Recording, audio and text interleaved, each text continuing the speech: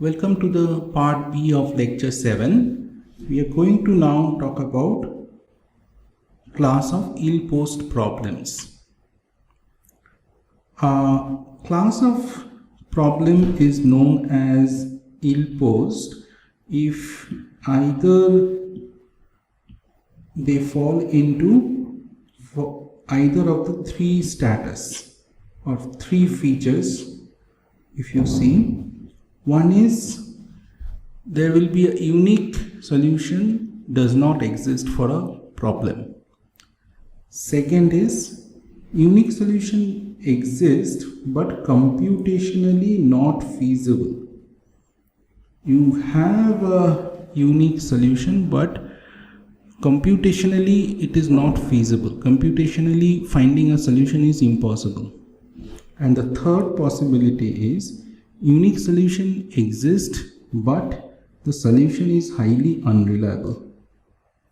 Now I will give you three examples of all three cases. First example is, this is the example 1. Problem of variable selection for large P and small n. If you have a design matrix with n cross P and the number of column is more than number of samples, then the number of feature is more than the number of samples, then what happens is X transpose X is not invertible, as we have seen in the previous part of this lecture. Since we don't have any unique solution, this is considered as a ill-posed problem. Second example is the problem of variable selection, particularly for very large P. So you have P is so large that the model complexity becomes too high, and searching through all the model complexities become almost impossible.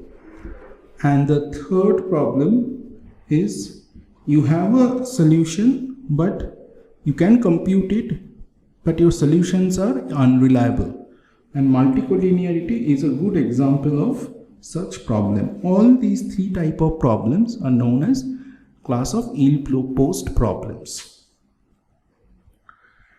First, we will talk about class of ill-posed. First class of ill-posed problems where unique solution does not exist at all. Particularly problem for variable selection in large P small n setup considered as an ill-posed problem. Such problems are very common in medical sciences. For example, in a study of the efficacy of a treatment, suppose the study randomly choose to observe 100 patients. It means the sample is of size n equal to 100. So n equal to 100. Now scientists run thousands of tests, and for each test on the patients, say from regular glucose level to genetic marker, anything and everything that is possible, and collect the results of those tests. Those are the features of the problem. Now P runs into 1000, so your n is 100 and P is 1000. And this is a very common scenario that you can find in the medical sciences. So we will find it very often. In such cases, what happens? In such cases, your X transpose X is not invertible.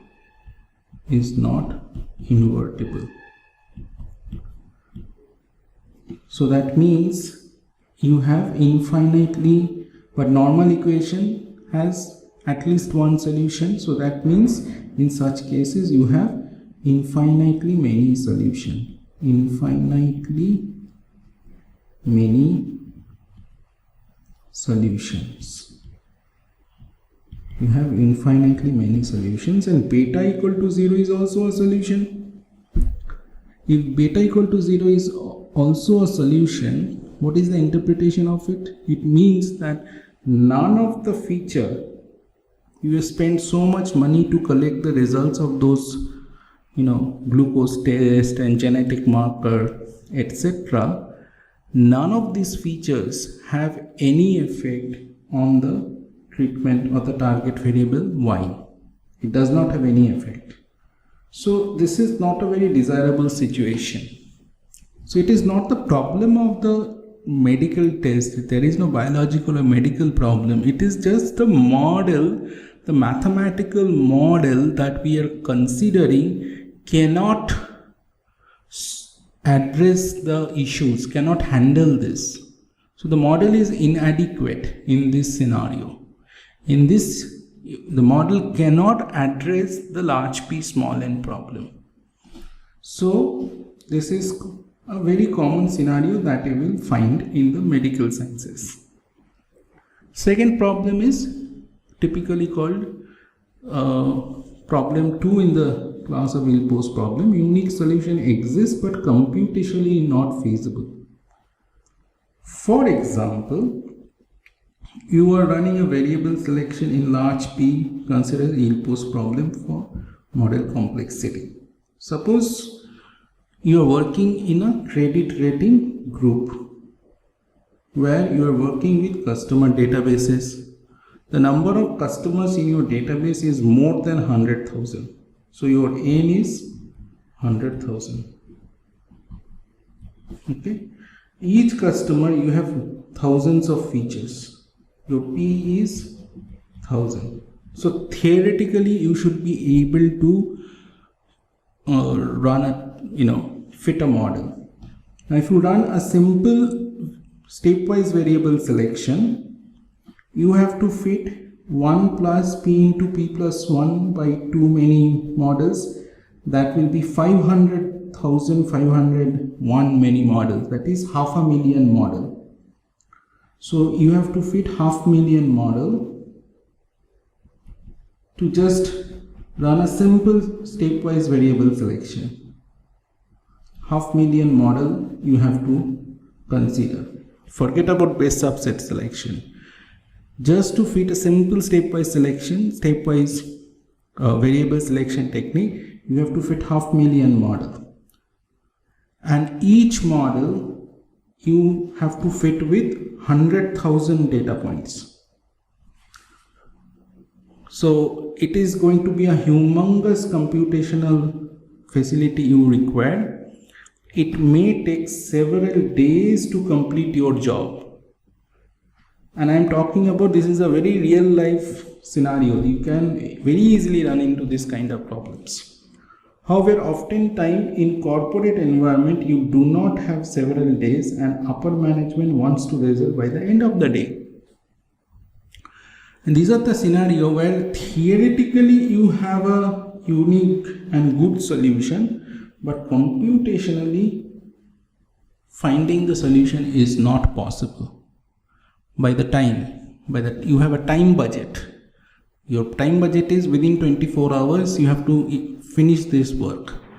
But you have to go through 500,000 models to find the best model, and among the 500,000 models, each model has to be trained using 100,000 data points. So it is simply not possible. Given the computational facility, it is simply not possible to fit all these models. So unique solution exists. Now the third problem is unique solution exists but unreliable. So the problem of multicollinearity is a third kind of problem where you have a unique solution but it is unreliable. An interesting problem in a sense that you have a unique solution, however it is not reliable. So because, and why it is not reliable? Because standard error becomes so large that you cannot do any reliable inference. You cannot do any reliable statistical inference. So how you solve it? So essentially these problems does not have a solution as it is. if this is the scenario, what you do is you regularize the problem. You regularize the problem so that you have a solution. And this methodology is called regularization. So you regularize the ill-posed problem so that you have a solution. And in this process is called regularization. We regularize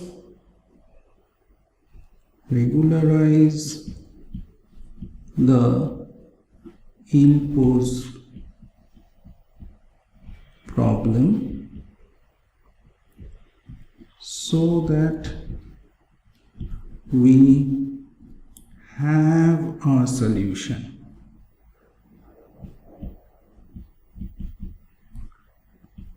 This methodology is called regularization.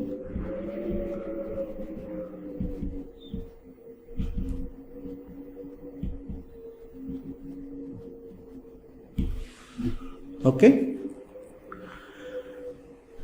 The most popular is called Tikhonov regularization in 1943. Andrei Tikhonov, he was a Russian mathematician. He tries to find the solution for ill-posed problems by imposing certain restriction or conditions on the solution space. If a solution cannot be obtained, or if solution can be obtained, then we can say the process is regularization process of the ill-posed problem. How you find a regularization? You essentially penalize the objective function.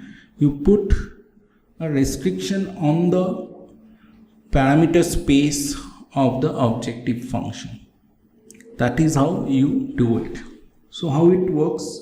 So the class of function is controlled by explicitly penalizing the residual sum of squares of f with roughness penalty. What is it? So typically what happens is, how OLSS works, OLSs try to minimize residual sum of squares of the target function. That's how the OLS work. Okay, that solution is typically called OLS. So penalize this, we will still work with the RSS, the residual sum of square, but on the functions, on the objective function, we will put a penalty term, and we call it penalized residual sum of squares.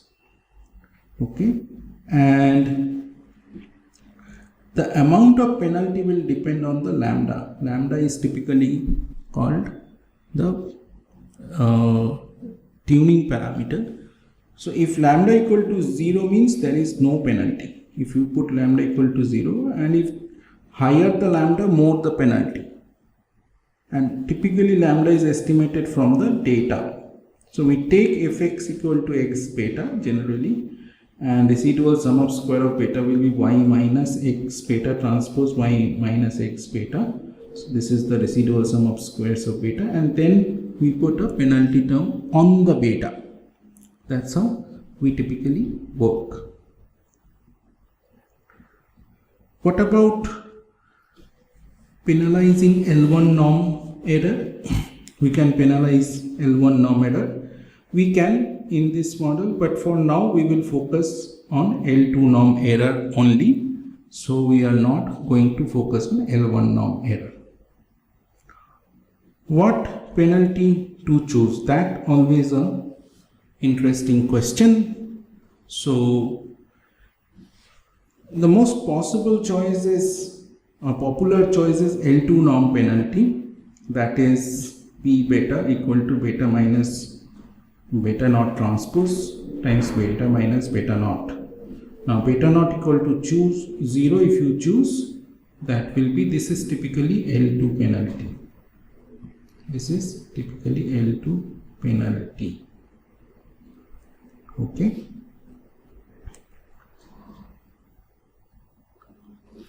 So the analysis with L2 penalty is, so we want to penalize this L2 penalized loss, essentially y minus x beta transpose y minus x beta plus lambda beta transpose beta. And if we penalize this, so basically that will give us the Risdge solution. So if all we have to do, just minimize this objective function. This is our objective function, and we just minimize with respect to beta, and the solution is called Risdge solution. So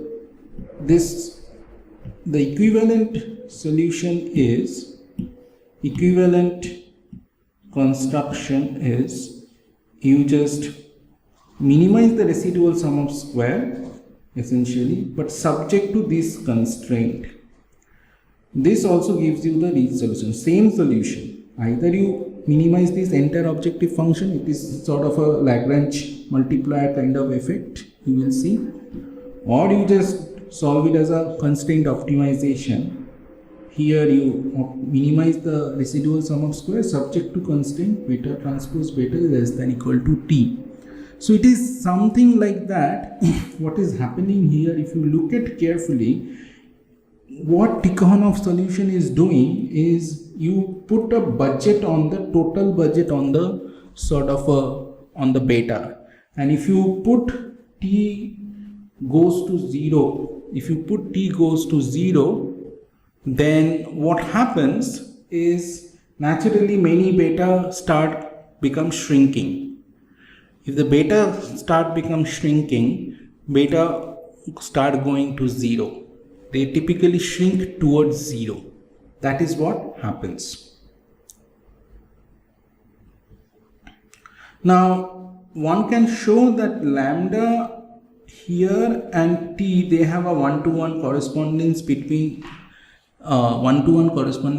these two parameters, but generally there is no explicit mathematical expression, we have never found it, but one can argue that they will have a one-to-one functions. Now, following the minimization problem, if you solve this minimization problem, the Risdge solution is x transpose, so you have an analytical solution, x transpose x plus lambda I inverse x transpose y. So Risdge solution is an analytical solution. It's an analytical solution. This is a very good news for us. Though I'm assuming if we know the value of lambda, then we can compute the Risdge solution for beta. So Risdge solution is a special case of Tikhonov solution. Next is LASSO regression. LASSO stands for least absolute shrinkage and selection operator, or LASSO. The LASSO shrinkage method, like Risdge, with subtle but different important differences. What is the difference? The difference is the penalty term. Instead of giving a L2 penalty, here they are putting L1 penalty, and rest of the thing is exactly same. So equivalently, you can show that you are trying to minimize the residual sum of squares subject to constraint this, and as same thing, you can basically, you are budgeting the total amount of beta. If you push the t towards 0, then all the beta will shrink towards 0. So LASSO does not have closed form solution like Risdge. LASSO, you have to solve it as a optimization problem.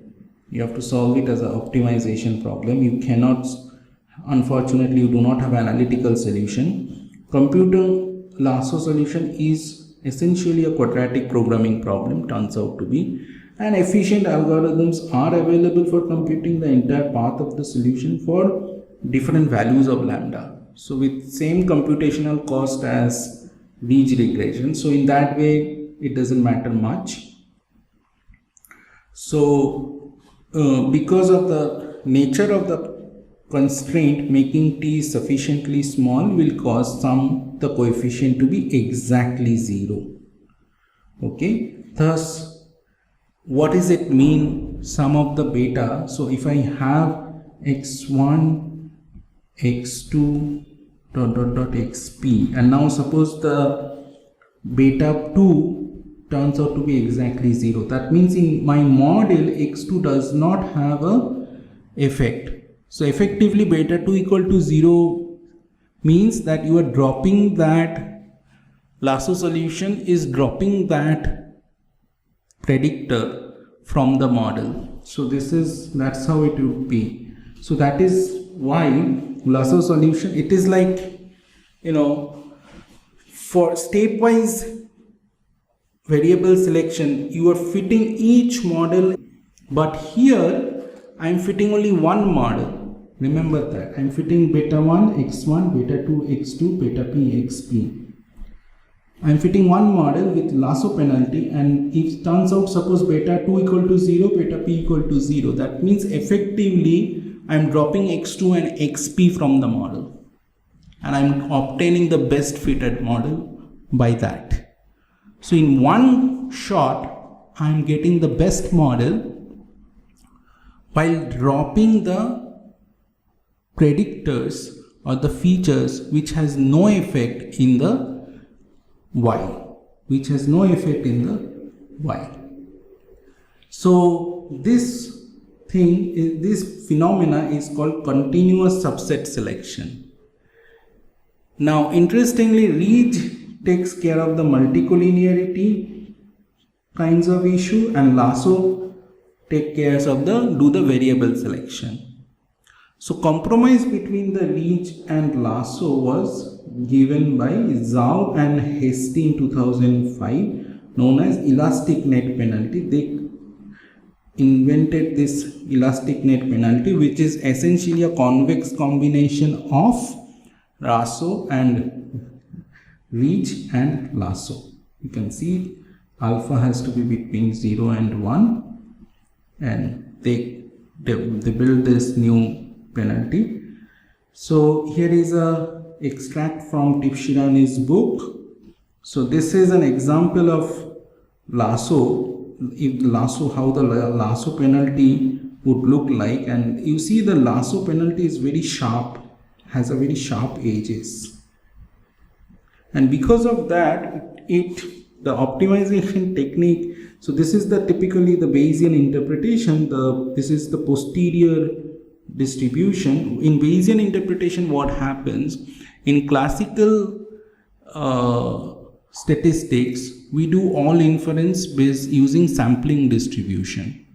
In Bayesian inference, we do all the inference using posterior distribution. Here they have put a posterior distribution, and what you can see that for the LASSO, this posterior distribution is pulled so much that for beta 1 it includes 0. So the beta 1 does not have any effect, whereas because beta 1 can be somewhere in this region, but beta 2 is typically in this region, so beta 2 still have effect, but beta does not. Whereas this is the Risdge penalty is sort of a ball.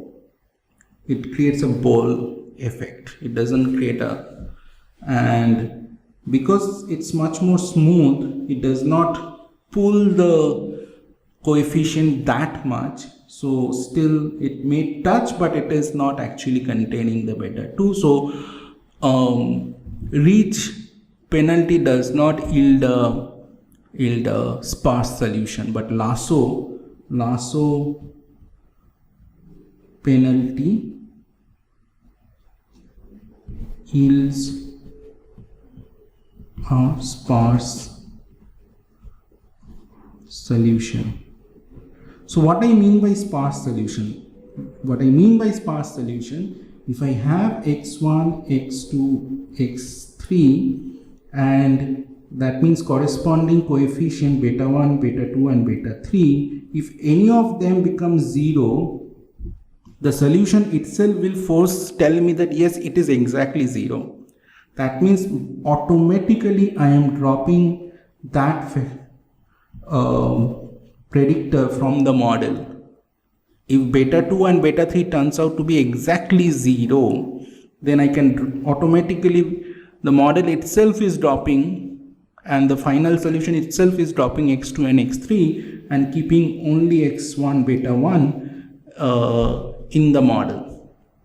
And as a result, LASSO can do that. So that's why LASSO penalty have a capability to yield sparse solution, but Risdge does not. Whereas elastic net has an interesting property, which is a convex combination of both Risdge and LASSO. So it do take care of both multicollinearity and variable selection, whereas Risdge do take care of the multicollinearity but cannot handle the variable selection. On the other hand, LASSO do handle variable selection but cannot handle the multicollinearity. Okay, so with this I have kind of summarize here. Risdge regression takes care of the multicollinearity. The paper, it was developed by Horrell and Kennard in 1970. Then 1996, LASSO regression, which takes care of the feature selection, and elastic net regression takes care of the both feature selection and multicollinearity.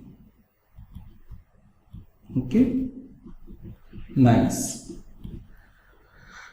All right, we will now resume some hands-on, and let's go to do some hands-on, and see you then. Take care. Bye.